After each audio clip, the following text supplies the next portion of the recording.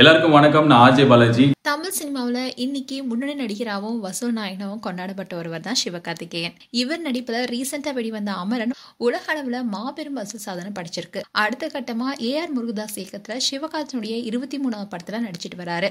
இந்நிலையில சிவகார்த்திகேயன் குறித்து பிரபல நடிகரும் இயக்குனருமான ஆர்ஜே பாலாஜி ஒரு இன்டர்வியூல பேசிய விஷயம் தான் இப்போ வைரலாயிட்டு வருது. நடிகர், இயக்குனர், தயாரிப்பாளர் ஆர்ஜே விஜே, கிரிக்கெட் வர்ணனையாளர்னு பல்வேறு திறமைகளுடன் கோடி ஒட்ட வலம் வந்துட்டு இருக்கவர் தான் ஆர்ஜே பாலாஜி. நானும் ரவுடி தான், எல்கேஜி, மூக்குத்தி அம்மன், ஜில் ஜங் ஜக், தேவி, சலூன் போன்ற படங்களை நடித்து ரசிகளை கவர்ந்திருக்காரு.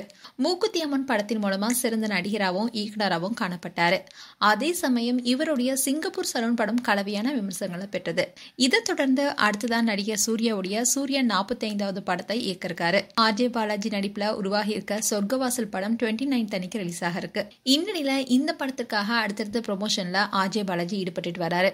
இந்த படத்துக்காக அவர் கொடுத்துட்டு வர இன்டர்வியூல கடந்து வந்த பாதையையும் தன்னுடைய படங்கள், உடன் நடித்த நடிகர்கள், இயக்குனர்னு எல்லா விஷயங்களும் பற்றியுமே ஷேர் பண்ணிருக்காரு. அதுல நயன்தாரா, விக்னேஷ் சிவனுடனான நட்பு குறித்தும் பேசியிருக்காரு. அதே மாதிரி நடிகர் சிவகார்த்திகேயன் கிட்ட தாம் மன்னிப்பு கேட்ட சூழல் குறித்தும் ஆர்ஜே பாலாஜி பேசியிருக்காரு. அதுல அவர் என்ன சொல்லியிருக்காருன்னா, நான் ஒரு மாக் விருது விழா ஒன்றுல அனைத்து பிரபலங்களையும் கலாய்க்கிற வகையில நான் சில விஷயங்களை செஞ்சேன். அதுக்கு முன்னதா அவார்ட் நிகழ்ச்சி ஒன்றுல சிவகார்த்திகேயன் எமோஷனலா பேசினதுதான் இந்த ஷோல கேலி கிண்டல் செய்த விதத்துல நான் பேசிட்டேன். அது அப்போ எனக்கு தவறா தெரியல.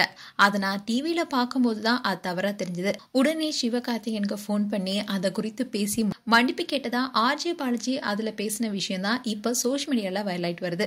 மேலும் இது போன்ற வீடியோஸை பார்க்க நியூஸ் தமிழ் கிளிட்ஸ் சேனலை சப்ஸ்கிரைப் பண்ணுங்க அண்ட் மறக்காம நோட்டிபிகேஷன் பட்டனை கிளிக் பண்ணுங்க.